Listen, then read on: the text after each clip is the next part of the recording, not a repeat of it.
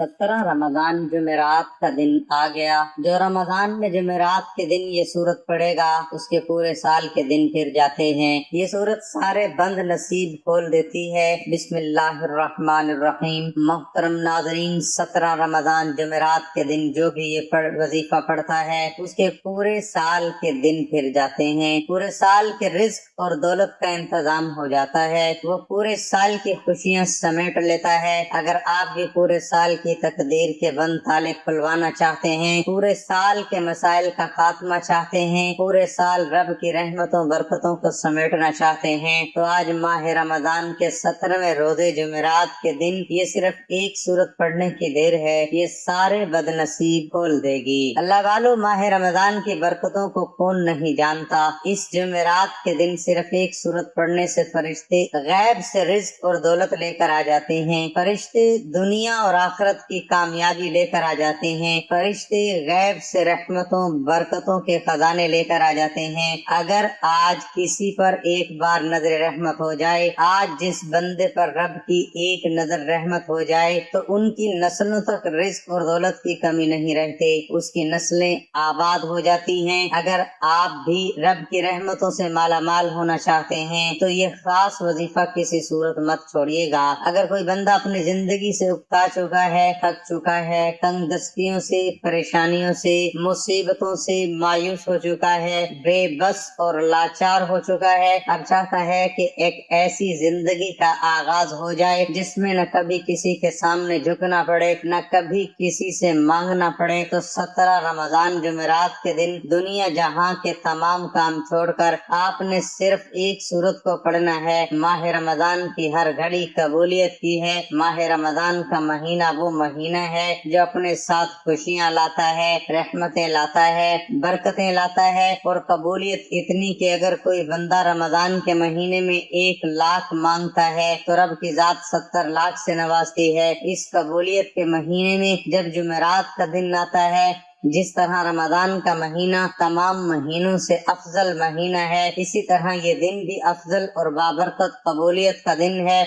आज खुशकिस्मत है, मुकद्दर वाला है वो बंदा जो ये वजीफा पढ़कर रब्बे करीम से अपनी हर हाजत को पूरा करवा लेगा। आज जिस घर में 17 रमजान के दिन इस वजीफे को बताए गए तरीके से पढ़ा जाएगा, पूरे साल के रिज्क और दौलत का फायदा हो जाएगा। नाज़रीन, अगर आप में से कोई कर्जदार है, करोड़ों का कर्ज है, कर्ज उतरने का नाम नहीं ले रहा, आपके दोस्त अहबाब रिश्तेदार बहन भाइयों ने आपसे मुंह मोड़ लिया है, लोग दरवाजे पर आकर जलील और रुसवा करते हैं, कर्ज से निजात के लिए ये वजीफा करोड़ों के कर्ज के लिए काफी है। क्योंकि जब कोई बंदा रमजान के महीने में रोजे की हालत में भूखा प्यासा इस वजीफे को पढ़ता है, रब्बे करीम फरमाते हैं ये करोड़ों का कर्ज तो बहुत छोटी सी चीज है। ऐ मेरे बंदे, तू मांग क्या मांगता है, तेरा रब तुझसे राजी है। अगर आप ये चाहते हैं कि रब की जात आपसे राजी हो जाए, गैब से फरिश्ते रिज्क और दौलत के खजाने लेकर आ जाएं, हर मुश्किल परेशानी का खात्मा हो जाए, आजमाइश खत्म हो जाए, रुकावटें हट जाएं, बंदिशें टूट जाएं, तो आज सिर्फ एक बार ये सूरत बताए गए तरीके से पढ़कर देखिएगा। इसी तरह अगर आप बेरोजगार हैं, रोजगार के लिए पढ़ लें। नौकरी, रोजगार, कारोबार जो कई सालों से न चल रहा हो, आप जिस मकसद के लिए, जिस पैसे के लिए दर दर की ठोकरें खा रहे हैं,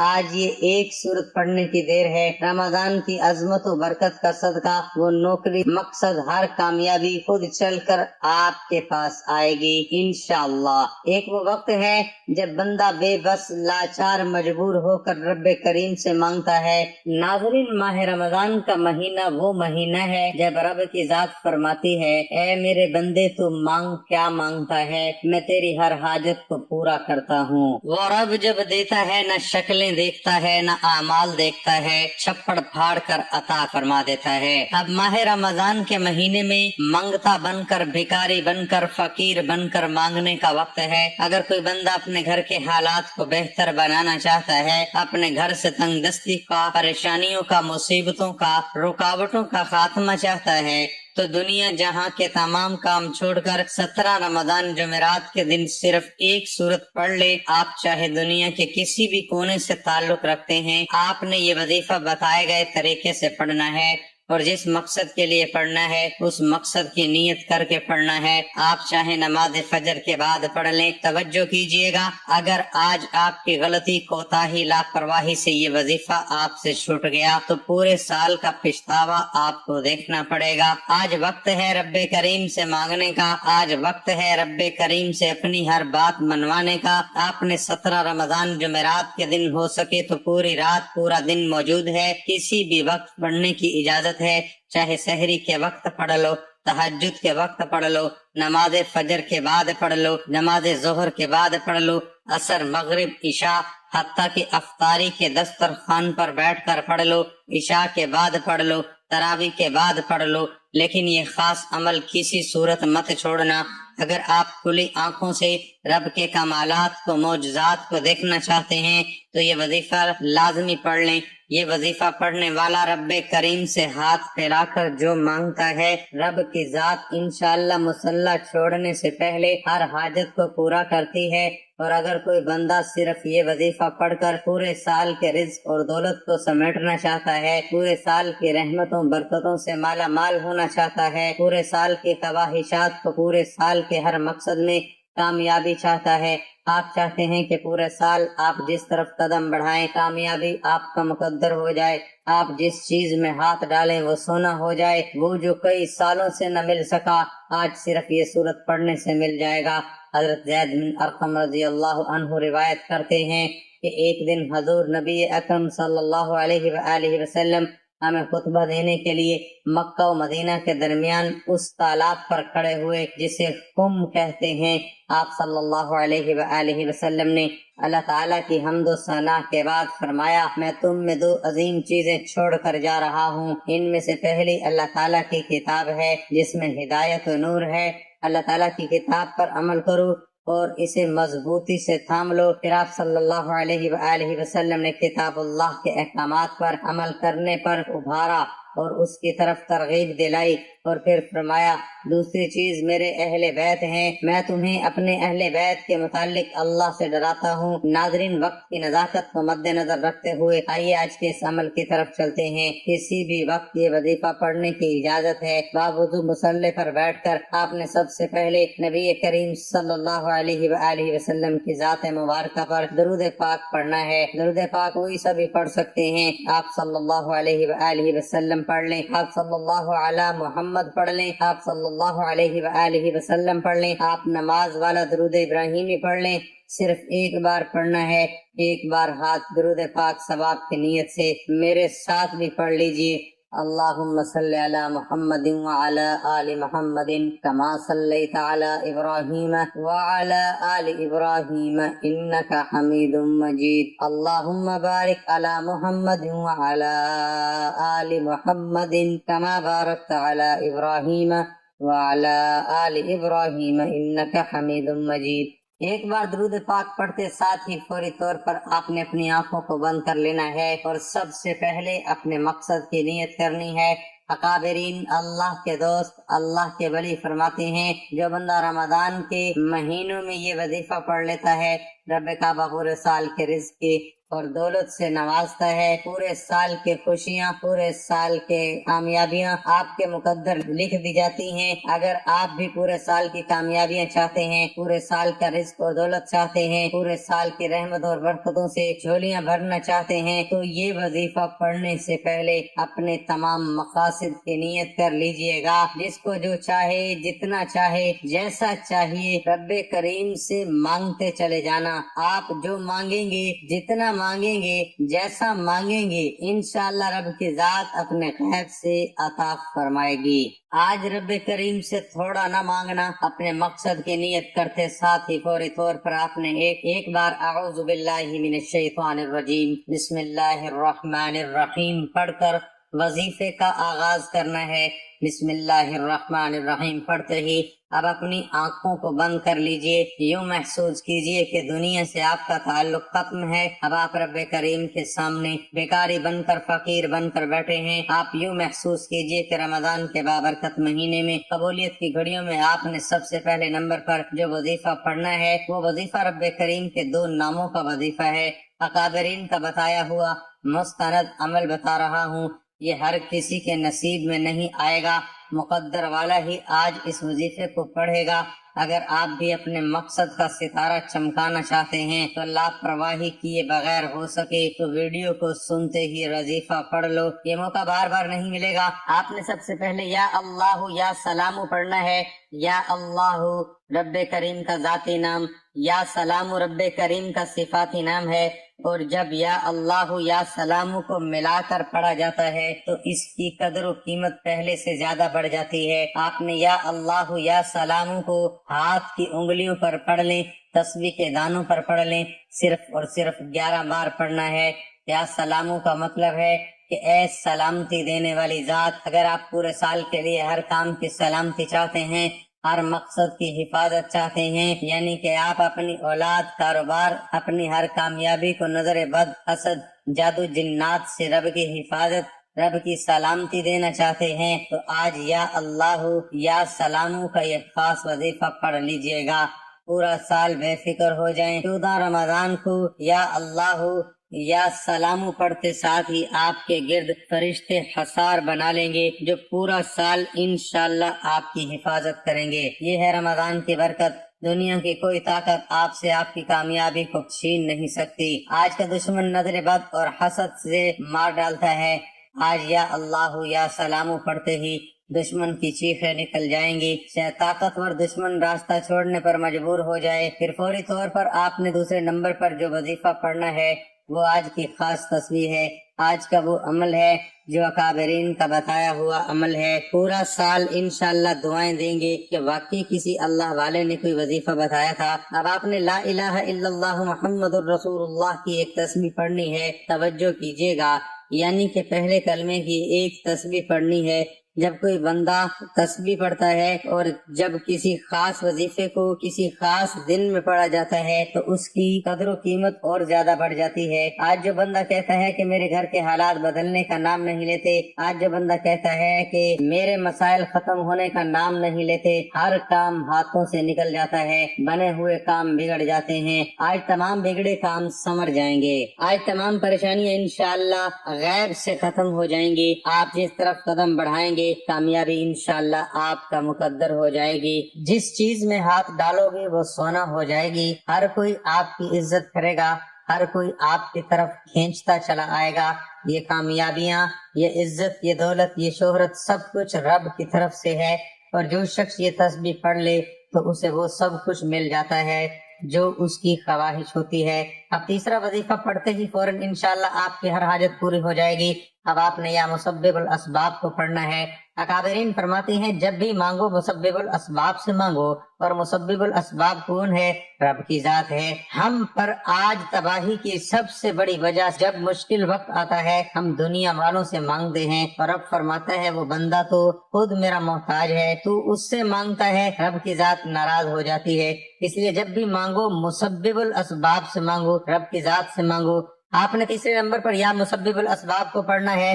جب کوئی بندہ یا مسبب الاسباب کو پڑھنا شروع کرتا ہے تو رب کی ذات غیب سے ایسے اسباب پیدا کرتی ہے، غیب سے ایسے راستے بناتی ہے کہ بندے کو خود بھی سمجھ میں نہیں آتا یہ ہو کیا رہا ہے۔ اگر آپ بھی غیبی اسباب سے مالا مال ہونا چاہتے ہیں تو صرف 11 بار یا مسبب الاسباب پڑھ کر دیکھیے گا، بگڑے کام انشاءاللہ آپ کے سمجھ جائیں گے، راستے بننا شروع ہو جائیں گے۔ اس کے بعد آپ نے آخری وظیفہ جو پڑھنا ہے وہ ہے سورۃ اخلاص، قل هو اللہ احد اللہ الصمد لم یلد ولم یولد ولم یکن لہ کفوا احد۔ اب آپ نے 7 مرتبہ سورۃ اخلاص پڑھنی ہے۔ سورۃ اخلاص جسے قل هو اللہ احد بھی کہا جاتا ہے، قرآن کا ایک مختصر لیکن طاقتور باب ہے جو اس کی باقاعدگی سے تلاوت کرنے والوں کے لیے بے شمار برکات کا حامل ہے۔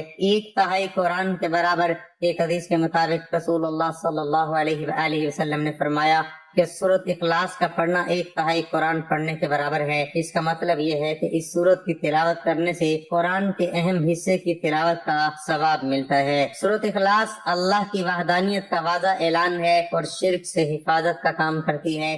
اس سورت کو باقاعدگی سے پڑھنے سے अल्लाह पर ईमान को मजबूत करने और किसी भी किस्म के शिर्क से बचने में मदद मिलती है। तहारत रूह, सूरत इखलास रूहानी तज़किये का जरिया है, ये साफ करने में मदद करता है और दिल और रूह को किसी किस्म की नजासत से पाक करता है। सूरत इखलास की तिलावत अल्लाह से मग़फ़िरत तलब करने का जरिया है। कहा जाता है कि इस सूरत को इखलास के साथ पढ़ने से सवाब मिलता है, गुनाहों की माफी होती है, बरकतों और इनामात में इजाफा। तिलावत का करना सूरत इखलास की तरफ से बेशुमार नेमतें और इनामात लाता है। कहा जाता है कि जब लोग इस सूरत इखलास के साथ पढ़ते हैं उनको इसमें बहुत सी नेकियां नसीब होती हैं। दुनिया और आखिरत अल्लाह की रहमत का मजहर है। सूरत इखलास के साथ अल्लाह की रहमत और बरकतों को अपनी जिंदगी में जाहिर करने का जरिया है। कहा जाता है कि जो लोग इस सूरत को बाकायदगी से पढ़ेंगे उनको अल्लाह की रहमत और हिफाजत नसीब होगी। सूरत इखलास एक मुख्तसर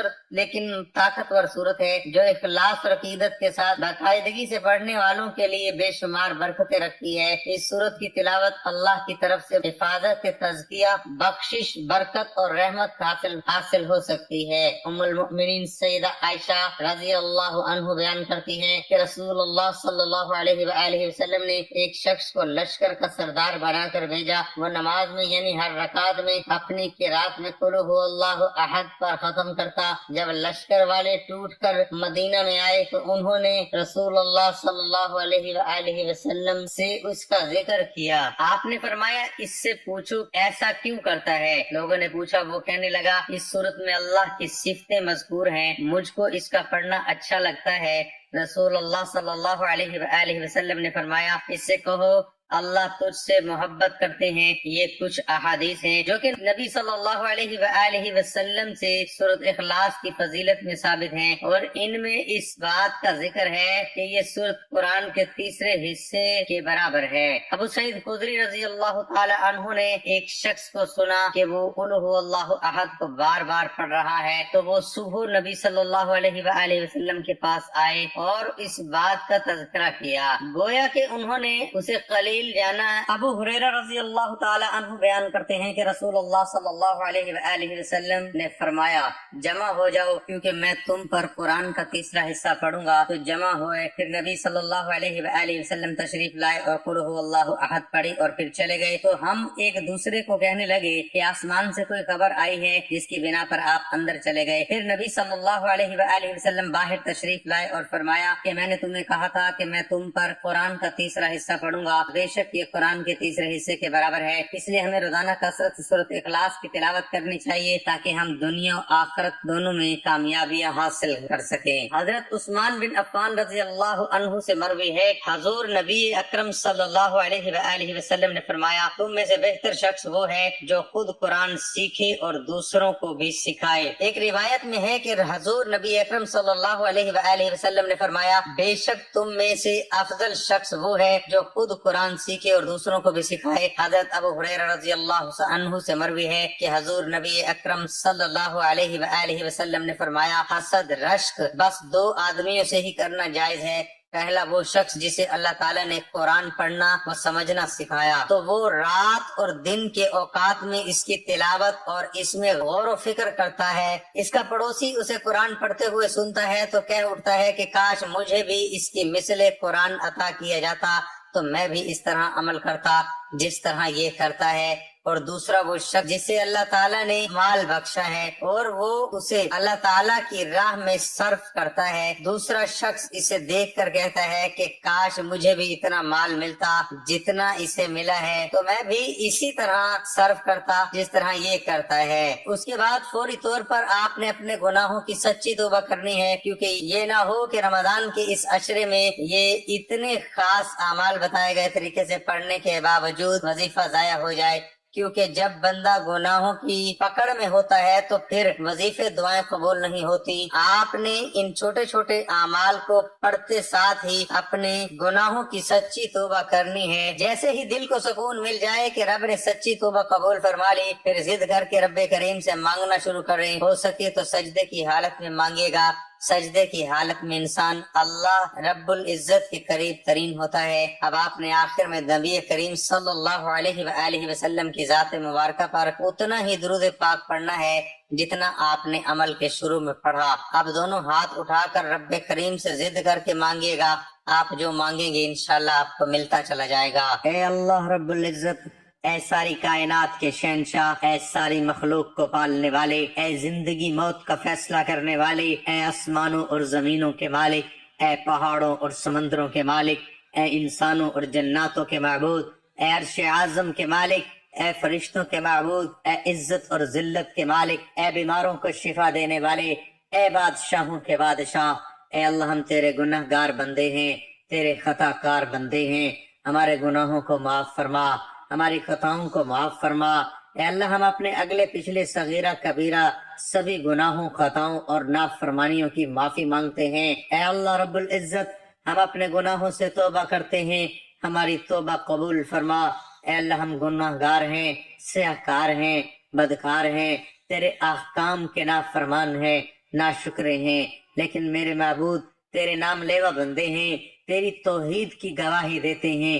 تیرے سوا کوئی عبادت کے لائق نہیں ہے، تیرے سوا کوئی بندگی کے لائق نہیں ہے، تیرے سوا کوئی تعریف کے لائق نہیں ہے۔ ہمارے معبود، ہمارے گناہ تیری رحمت سے بڑے نہیں ہیں، تو اپنی رحمت سے ہمارے گناہ معاف کر دے۔ اے اللہ پاک، ہمیں گمراہی کے راستے سے ہٹا کر صراط مستقیم کے راستے پر چلنے والا بنا دے۔ اے اللہ ایسی نمازیں پڑھنے کی توفیق عطا کر جس نماز سے تو راضی ہو جائے، زندگی میں ایسے نیک اعمال کرنے کی توفیق عطا کر جن اعمالوں سے تو راضی ہو جائے، ہمیں ایسی زندگی گزارنے کی توفیق عطا کر جس زندگی سے تو راضی ہو جائے، ایمان پہ زندہ رکھ اور ایمان پہ ہی موت عطا کر۔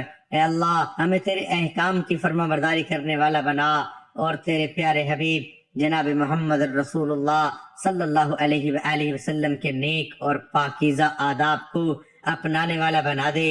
اے اللہ ہماری پریشانیوں کو دور کر دے۔ اے اللہ جو بیمار ہیں انہیں شفا کاملہ عطا فرما۔